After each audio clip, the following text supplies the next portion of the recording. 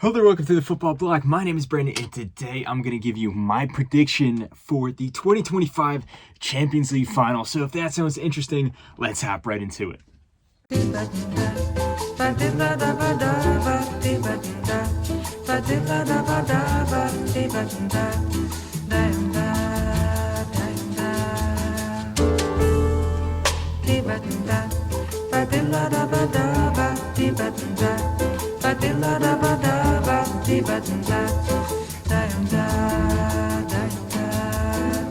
Eu quis amar, mas tive medo e quis salvar.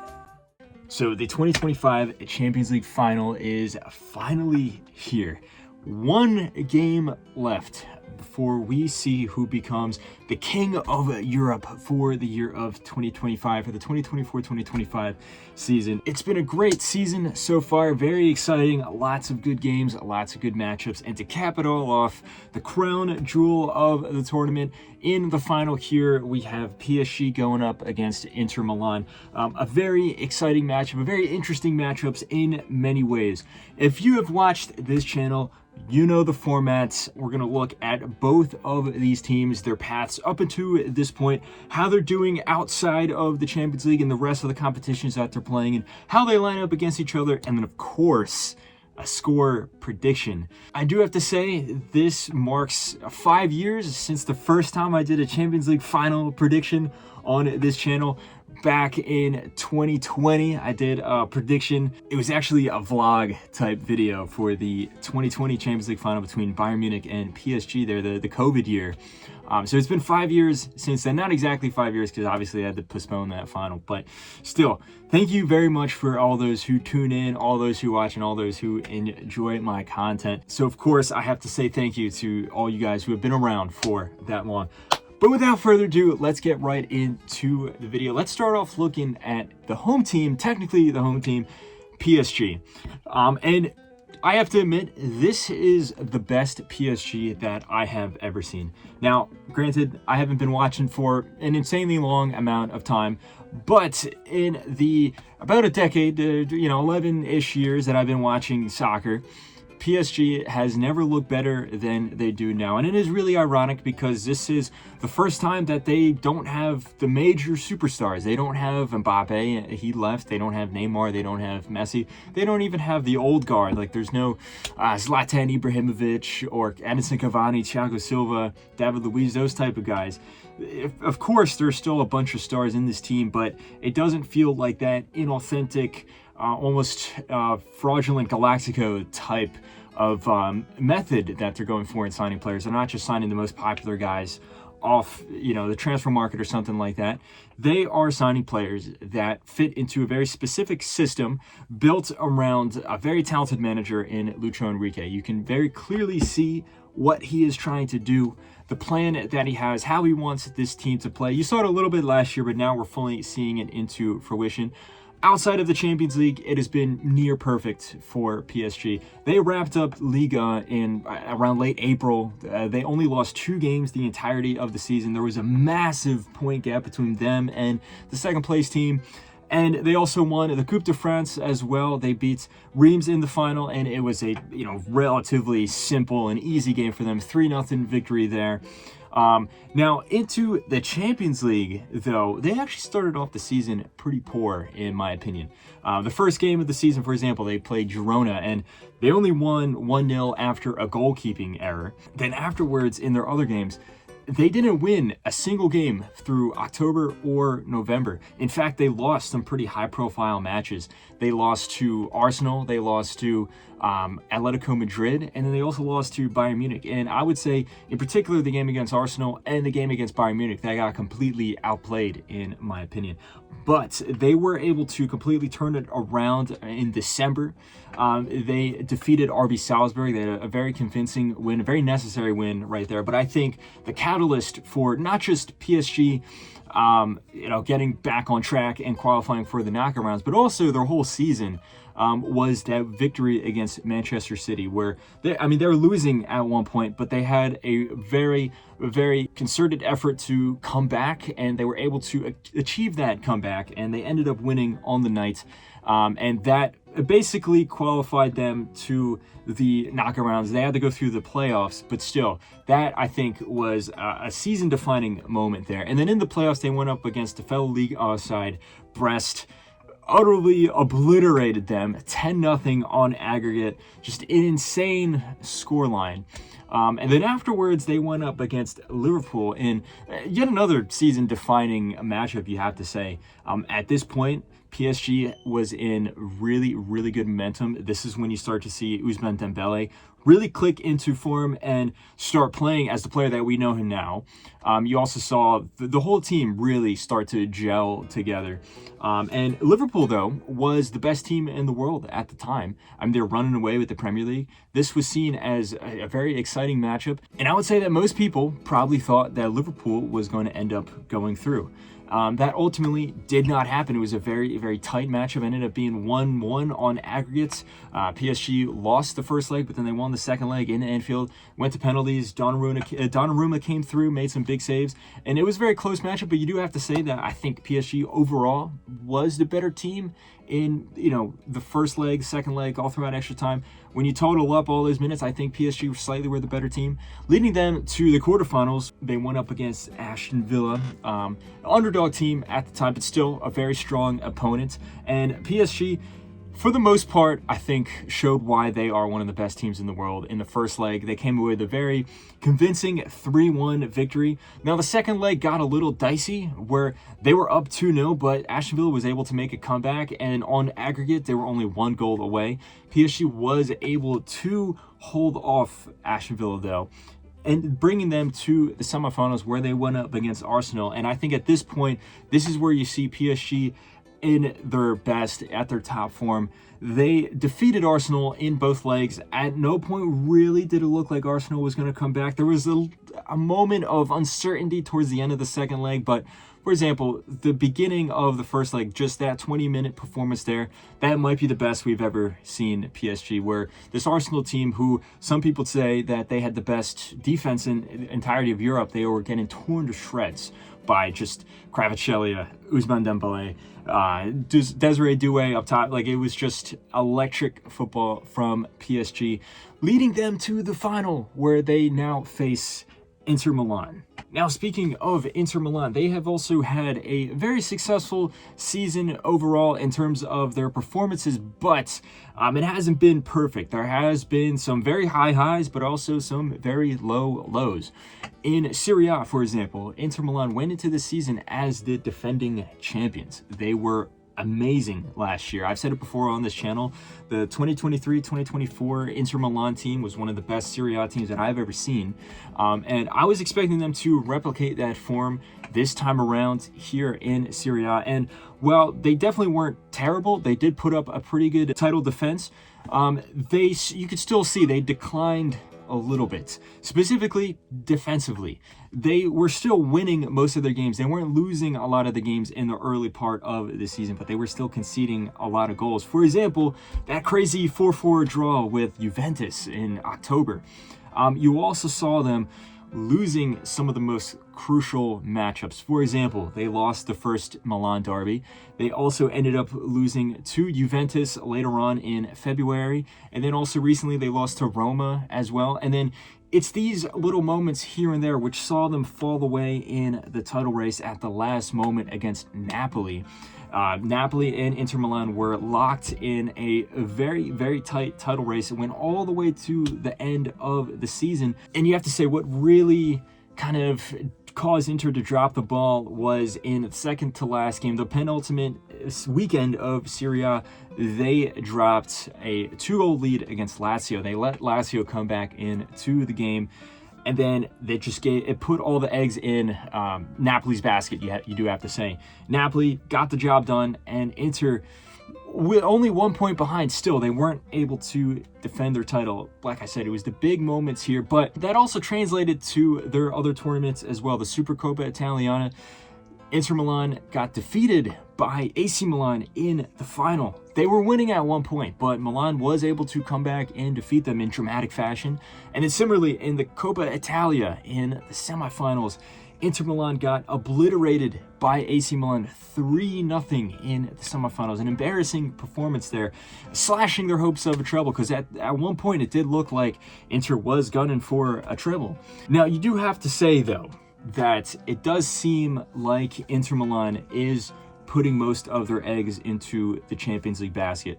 For all the moments, all the big moments where they faltered in, whether it be the Coppa Italia or Serie A, or obviously I mentioned the Supercoppa Italiana final, you don't see those in the Champions League. For all those defensive mishaps that I mentioned, where they're leaking a bunch of goals that you didn't see them leak last year, you see the opposite in the Champions League. In fact, Inter Milan in the Champions League last year looked to be, a little subpar, a little disappointing. There was some left to be desired, and it looks like they're really trying to right their wrongs in this season of the Champions League here. For example, in the group league phase, Inter Milan only conceded 1 goal, and it was a penalty to Bayer Leverkusen. They won every single one of their games, with the exception of that game against Bayer Leverkusen, which was pretty close. At the end of the day, they pulled off some pretty impressive wins. They were able to defeat Arsenal there as well. They also tied Man City in the opening game in the replay of the 2023 final. And then they went on to the knockout rounds. They qualified directly in the top 8. They finished 4th. They went up against Feyenoord in the round of 16 there, and it was a pretty straightforward win, 4-1 on aggregate. At no point did it look like Feyenoord had any chance of coming back. Then in the quarterfinals, they went up against some pretty serious opposition. They went up against Bayern Munich, and it was a very back and forth game. At the end of the day, I think Inter was the better team. In particular, the way that they were able to snatch victory right at the death there in Munich. I think that was a defining moment of that tie. Bayern Munich was a very dangerous side. It looked like it did take a lot out of this Inter Milan team, but at the end of the day, I think the better team did go through. And then they went up against Barcelona in the semifinals in what has to be the best semifinal that we've ever seen. This was an absolutely insane final, super exciting end-to-end action. Ended up being 7-6 on aggregate. It was a game that I thought Barcelona was going to pretty convincingly win, but Inter Milan was able to upset the scoreline. They were able to basically prove why they deserve to be here in the final. They just did not give up. Every time that Barcelona was able to come back, Inter Milan had an answer for that. Like I said, the score went back and forth. It went in the direction of both teams multiple times throughout the first, second leg, and the extra time of the second leg. But at the end of the day, I think Inter Milan was far more clinical with their chances than Barcelona, and then they also were defensively just much more solid, and that's what caused them to go through, leading them here to the final where they will play PSG. All right, so now let's look at these two teams and see how they line up against each other. It is a very interesting matchup for the most part because these teams are so very different than each other, both in terms of how their squad is structured, but then also their managers and also just the playing style. That's probably the most, I guess, visible difference is just how they play. Inter Milan, historically, you would say that they're a more defensively minded team. That's usually the stereotype, but not just with Inter Milan, but with most Serie A teams in general. And well, it is very true that Inter Milan has a very strong defense, and they're usually centered around much more of a solid back line. They're not in a traditional, kind of park the bus, very negative football type team. In fact, they're very dangerous going forward. They're very strong on the counterattack. They're also just very unique in the way that they use their back line in the attack, the way that their center backs and their fullbacks really contribute to the attack, whether it be a guy like Bastoni with the balls over the top, or just Dumfries or Carlos Augusto or DeMarco on the left. The way they contribute to the attack, the fluidity of this team is very unique to Inter Milan. From top to bottom, this is a very talented team, whether it be Lautaro Martinez or Marcus Thuram up top, who in my opinion is the best strike force in the world, the best striking partnership in the world. Lautaro Martinez was, in my opinion, the best player in the world last year. I know it's a hot take, but I thought that he should have won the Ballon d'Or. Marcus Thuram is also a super talented player, and while Lautaro is not as good as he is last year, Thuram has picked up in the slack, and then Lautaro still pops up in the biggest moments, in particular in the Champions League, as we've seen in the knockout rounds. And then the midfield is insane with Barella, Çalhanoğlu, and Mkhitaryan. These guys are super hardworking. They're very resourceful, and they're also deceptively talented, I guess, in the sense that, Çalhanoğlu and Mkhitaryan look to be pretty old. You would expect that they would be past it, but arguably they're having the best seasons of their career.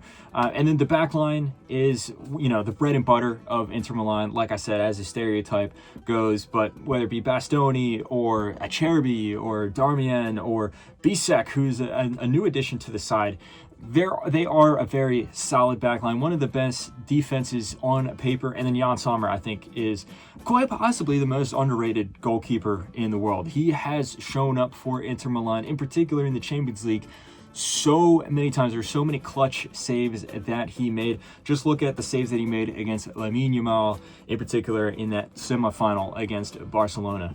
Now, looking across the field to PSG, their style is a little different. It is very clear that PSG is a very attack-oriented style. That's how every Lucho Enrique team plays. But also, if you just look at the players that PSG has, this is how you maximize that, where they're incredibly quick, incredibly fast. They can build out of the midfield in a meticulous fashion with the midfielders that they have, but at the same time, you can also just lob the ball to your midfielders. They're very dynamic in that sense, and you don't have to look any further than the front line for this PSG team to see how just electric they can be.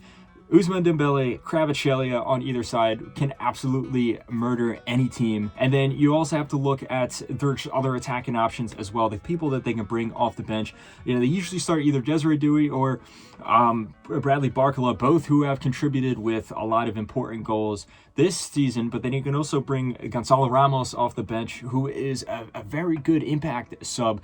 But, and I've said this many times on the channel, the midfield is also really important to this team. It is the engine of PSG, as I always say.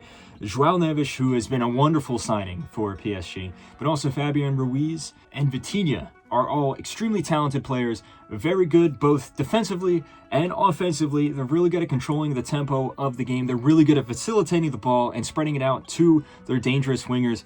This is one of the best midfields, if not the best midfield in the world, besides, maybe Barcelona. And their backline, yes, their backline is not necessarily what you would consider the strength of PSG, but it's still a very solid backline. Achraf Hakimi, for example, very good going forward, but this season he has shown up in the biggest moments defensively. He's also a very strong role model in the locker room as well. Also just one of the most talented players in the world, you have to say. But it's not just him. There's also a lot of other defenders as well. Beraldo has been pretty good throughout the season. Pacho has been a good addition to the side. Marquinhos, the captain of the team, seems to be pretty reliable. And then Donnarumma, who is finally coming into his own as a PSG goalkeeper. We've seen him at his peak both with Italy and then previously with AC Milan. We haven't really seen it with PSG until this season, specifically with saving penalties. He has, basically solidified his role as one of the top goalkeepers in the world.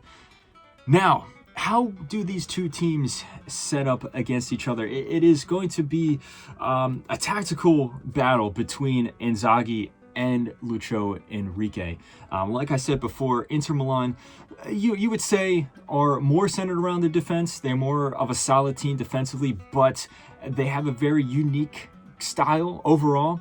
And then PSG is just electric football, very, very attack-oriented, very fast-paced, very fun to watch, very pleasing on the eye. One thing that is important to compare these two teams is the experience. For example, PSG has never won a Champions League before. They have gotten to the knockout rounds consistently over the past decade after the big, Qatari buyout, but they have always failed in spectacular fashion.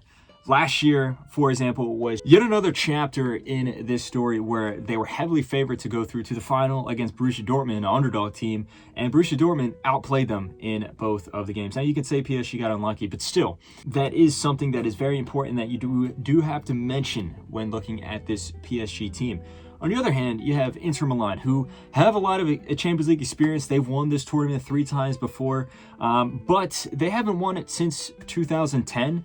Yes, they did get to the final in 2023, though, with a lot of the same players. So they do have that experience there of making it to the final, making it far in the Champions League. But then you can also work that against them and say, how old is this team? There's a lot of players that are pushing, mid-30s, 30s that, just in general weren't really that fast before, but now they're getting older. Can they really deal with just how the electric pace, the rapid pace of a lot of these players on PSG? They're fullbacks, they're wingers, they're strikers, things like that. But when it comes down to the most important question, the score prediction, I personally am leaning towards Inter Milan. And there are 3 major reasons why. Now, the first reason why is when you look at the 2 managers, Luis Enrique versus Simone Inzaghi, the battle that'll play out between the two. I think that these are both great managers, 2 of the best managers in the world. As a Barcelona fan, Luis Enrique has a special place in my heart. His first season in charge, he wins a treble.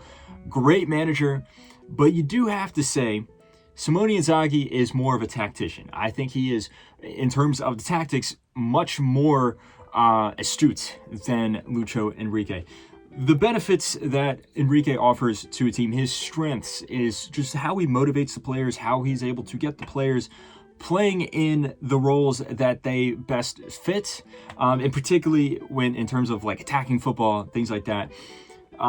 Simone Inzaghi, it's the opposite. It's more so with just how he sets up his teams, just the tactical intelligence of all his teams, and you can see that in the cup competitions that he has won throughout his career with Lazio and then with Inter Milan. And that leads me directly into the second reason, which is how Inter lines up against teams like PSG. If you saw how Inter played against Bayern Munich and Barcelona, 2 teams that not exactly the same, but are similar to PSG, Inter Milan was able to come out on top, and in particular in the matchup against Bayern, I think they were clearly the better team. Now, all these matchups were close, and Inter did concede goals, and there was moments that, really could have shifted the matchup in either way, but at the end of the day, Inter did have an answer for these teams that like to play high lines, that are very aggressive and very more oriented towards going forward. They were able to nullify that and come out on top, even if it wasn't easy. Now, the third reason why is related to the first 2, but specifically with this crop of players, is just how hardworking they are and how determined it seems that they are to win the Champions League. As I said before, this crop of players made it to the 2023 Champions League Final. You can say that they were just happy to be there. They did earn their way, but they were very clearly, I guess, below Manchester City in quality. Manchester City was the best team in the world that year, and Inter gave them a very, very tough game. And in fact, in that 90 minutes of the Champions League Final in 2023, I think Inter were better. But at the end of the day, Manchester City ended up coming out on top. With that experience, I think Inter has been able to build on that and winning the Scudetto last year and then making it to this point of the Champions League season. The only thing that they have left to win is the Champions League. They are putting all their eggs in the Champions League basket. You can even see it in the last game of the season of Serie A. There was a title on the line, essentially, and Inter, they wanted to win. They were trying to, catch Napoli slipping, essentially, but they played like a rotational squad, basically. It was a rotational lineup, showing that they were saving their best players for the Champions League final, showing that they're putting so much more importance on the Champions League final as opposed to the rest of the competitions, which scrap of players have won before. In particular, in the Champions League, there has been moments where, they have had their backs up against the wall. There's moments that have looked really tough. And in each of these moments, Inter was able to overcome the adversity and come out on top. Whether it be, when Thomas Muller equalized in the first leg, or when Harry Kane scored to level the aggregate score in the second leg against Bayern, or when Barcelona was able to equalize in the first leg of the semifinal, or when Rafinha put in the goal to make it 3-2 on the night, making it 6-5 on aggregate in the 85th minute in the second leg of the Champions League semifinal. In each of these moments, Inter was able to come back by the skin of their teeth. So, taking all that into account, I do think Inter will come out on top. It certainly won't be easy. PSG has a lot of the momentum on their side. Like I said, they just won Ligue 1. They just won the Coupe de France. They have so many young players, so many quick and exciting attacking players. But I do think the combination of the tactics from Inzaghi and how those tactics line up against teams like PSG, and then just the mental fortitude that the Inter players have, I think that will push them over the line. In terms of the actual score prediction, how the match will turn out, I do think the first 20 minutes are going to be really intense, but I do think with a counterattack, Inter Milan will open the score. Maybe Lautaro Martinez or Marcus Thuram, one of those guys. They're going to control the game for a little bit, but then PSG is going to fight really hard in the second half. I do think that they will equalize. Probably another goal from Ousmane Dembele or Kvaratskhelia, leading the game deep into the end of regulation, maybe into extra time. But I think that mental fortitude will kick in for Inter Milan, and then maybe off a goal from a set piece or something like that, because Inter has been very dangerous on set pieces. They will score, I don't know, maybe Dumfries or Bastoni or someone like that to make it 2-1 to Inter Milan. I think that will be the final score there, 2-1 to the Serie A side, defeating PSG. I do think that the Champions League will elude PSG still to this day. But anyway, guys, let me know what you think. What is your prediction for the final? Do you disagree or agree? Do you think that I'm right in that Inter Milan will end up continuing this trend that PSG cannot win the Champions League? Or do you think that PSG just has more of the momentum? They have, much more of a deeper squad. They have the more attacking players, more electric attacking players that will be able to push them over the line. Let me know all your thoughts in the comment section below. Don't forget to like and subscribe. Share this video with a friend. Don't forget to follow the Football Bloc on social media. And I hope you have a nice rest of your night. Ba-da-ba-da-ba,